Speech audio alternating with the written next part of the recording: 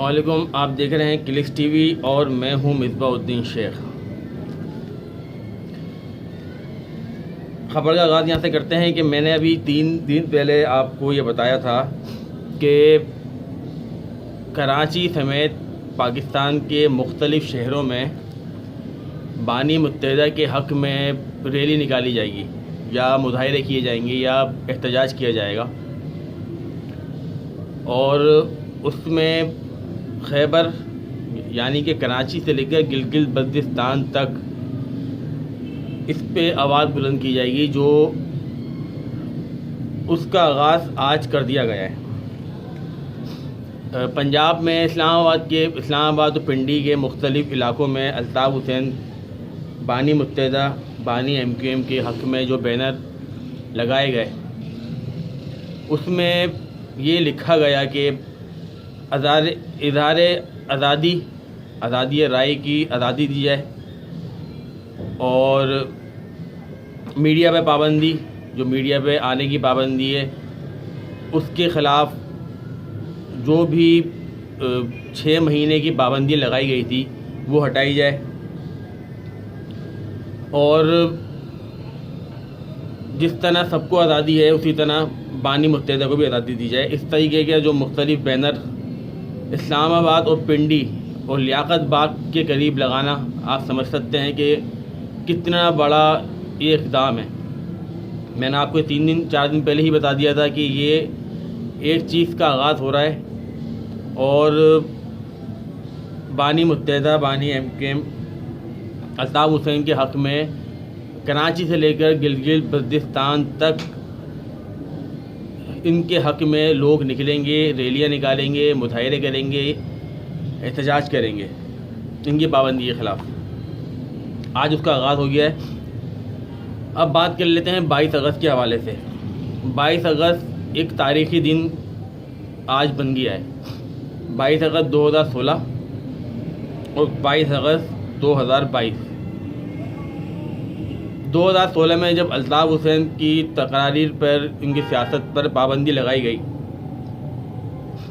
तो तमाम लोगों ने कराची समेत अल्ताफ़ हुसैन समेत कराची की हर आवाम को दहशतगर्द करार दिया, और ये सोशल मीडिया पे बहुत बड़े पैमाने पे इस पर मुहिम चलाई गई। यहाँ कराची से हर शख्स को उठाया गया जिसका MQM से ताल्लुक़ था या MQM को वो सपोर्ट करते थे, और वो जो भरपूर ऑपरेशन किया गया उसमें वो लोग भी उठाए गए जो सिर्फ वोट देने जाते थे या फिर जो पोलिंग एजेंट बनकर इलेक्शन में बैठ जाते थे,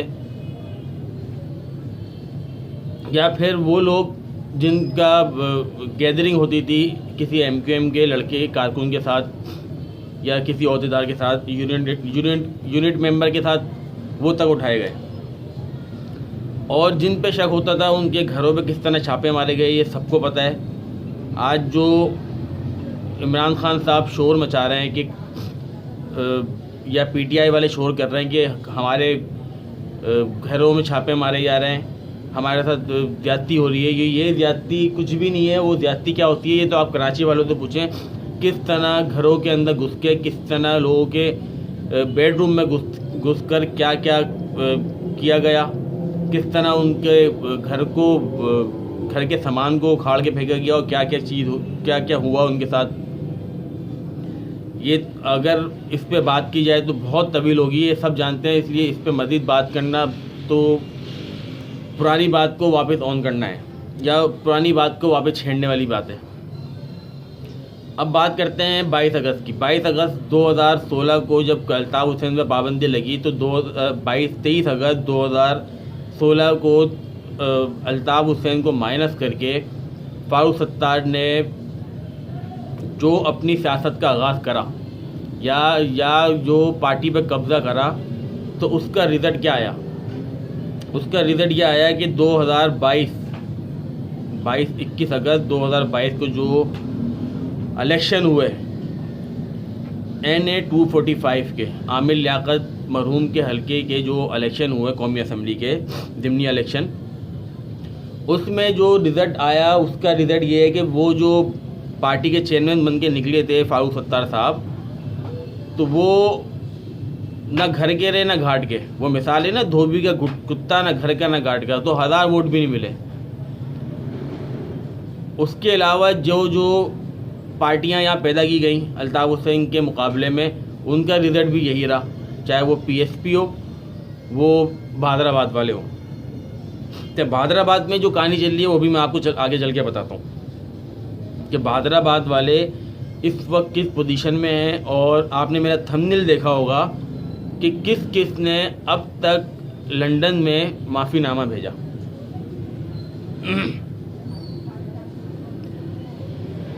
कल जो रिज़ल्ट आया उसमें सबसे बड़ा जो नुकसान या सबसे बड़ा जो कराची वालों के मुंह पे तमाचा था वो ये था कि बहादुराबाद वाले एमक्यूएम बहादुराबाद वालों ने अपने साथ पीपल्स पार्टी को, एएनपी को, मौलाना फजल रहमान की पार्टी को, मुख्तलिफ मतलब 13 जो जमातें हैं, 13 जमातों का जो अलाइंस है पीडीएम का, उनकी सपोर्ट लेकर उनके ज़रिए वोट हासिल करे। यानी कि 13 जमातों ने 13,000 वोट हासिल करे। तो इसका मतलब ये हुआ टोटल एक पार्टी से 1,000 वोट मिले। तो ये तो एमक्यूएम हो गई माइनस, किसी बहादुराबाद वालों का काम बिल्कुल ख़त्म हो गया। अब आ जाए कि परसेंटेज क्या रही, तो ये तो क्लियर है 5 लाख प्लस वोटर थे वहाँ, 48,000 भी वोटर नहीं निकल सके, 47,000 कुछ वोट निकले, तो ये 10% का भी रेशो नहीं आया। ये तो हो गई क्लियर कि कल का जो बानी मुत्तहिदा का जो NA 245 के इलेक्शन का बाइकआउट था वो तो हुआ कामयाब। वो कामयाब इस वजह से हुआ कि आवाम को पता है कि ये जितने भी लोग हैं, चाहे वो बहादुराबाद वाले हों, पीएसपी वाले हों, वो आफाक अहमद वाले हों, वो फारूक सत्तार वाले हों। अच्छा, आफाक अहमद का लाइन एरिया में बड़ा होल्ड है, ये भी वोट नहीं ले सके, ये भी एक सवालिया निशान है। तो ये जितने भी लोग हैं, पीएस पार्टी वाले, एनपी वाले, जितने भी हैं, इनका बारे में पूरी कराची की आवाम जानती है कि ये लोग कभी भी कराची वालों के लिए काम नहीं करेंगे। और ये तो एक बहुत बड़ा सवालिया निशान है जिन लोगों को इन्होंने मिलाया अपने साथ। तो किस तरह एमक्यूएम के साथ इनका हमेशा क्लैश रहा और किस तरह इन लोगों ने एमक्यूएम के लड़कों को कत्ल किया गया, मारा गया, ये वो उन पार्टियों को बहादुराबाद वालों ने अपने साथ शामिल करा। फिर भी 13,000 वोट लिए 13 पार्टियों ने। अच्छा, पीटीआई की जीत इसमें मुमकिन इसलिए थी कि अल्ताफ़ हुसैन जो एमक्यूएम के बानी है, बानी एमक्यूएम, उनके बाइकआउट के बाद अगर कोई दूसरी पार्टी बचती थी, वो बचती थी पीटीआई और टीएलपी। टीएलपी का जो किरदार तो सबके सामने पहले ही NA 240 में आ गया था कि कराची के लिए ये क्या सोच रहा हो, क्या करना चाह रहा है। इस वजह से टीएलपी का चांस बिल्कुल ख़त्म हो गया था। उनका वोटिंग रिजल्ट भी सबके सामने है।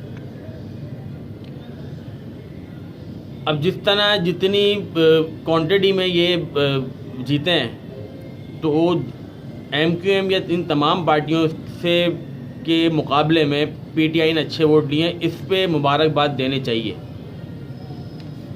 और सबसे बड़ी मुबारकबाद जो जाती है वो बाइकआउट करने वाले को जाती है, क्योंकि इनके बाइकआउट से उन लोगों को अंदाज़ा हो गया जिन लोगों ने इन एमक्यूएम के निकले हुए लोगों का जो ग्रुप बना के मुख्तलिफ पार्टियां बना के शिकल में कराची में छोड़ी थी, उनको भी अंदाज़ा हो गया कि कराची को चलाने के लिए सिर्फ एक ही लीडर है, तो उसी को सपोर्ट करने चाहिए। इसका जो आज रिज़ल्ट आया 22-23 अगस्त के हवाले से, तो वो आपने देखा होगा सोशल मीडिया पे हर जगह वीडियो और क्लिप और पिक्चर मौजूद हैं कि पिंडी, इस्लामाबाद और दीगर शहरों में, पंजाब के छोटे बड़े शहरों में, वहाँ अल्ताफ़ हुसैन के हक़ में बैनर लग गए। यहाँ से ये मैं आपको बता रहा हूँ कि 3-4 दिन पहले जो मैंने बोला था, अब उसका आगाज़ हो गया है कि अल्ताफ़ हुसैन के हक़ में अब पूरे पाकिस्तान में लोग निकलने शुरू हो गए।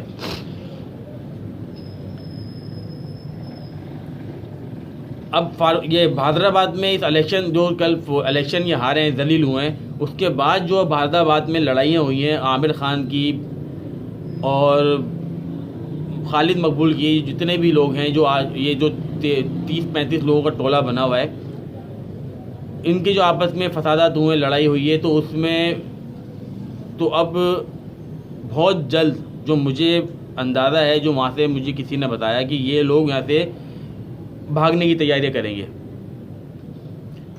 अब सबसे बड़ी बात, जो अल्ताफ़ हुसैन साहब के मुखालिफ थे, जिन्होंने अल्ताफ़ हुसैन के ख़िलाफ़ बड़ी बड़ी मुहिम चलाई और कौमी असम्बली में, सूबाई असम्बली में करारदाद मंजूर करवाई कि ये गद्दार हैं, को गद्दार का सर्टिफिकेट दिया जाए, या गद्दारी का एक इल्ज़ाम लगाकर इनको सियासत पे बिल्कुल बैन लगा दिया जाए। उनमें से कई लोगों ने उनमें से कई लोगों ने लंदन में माफ़ीनामा भेजे और कराची से बहुत सारे लोगों ने भेजे।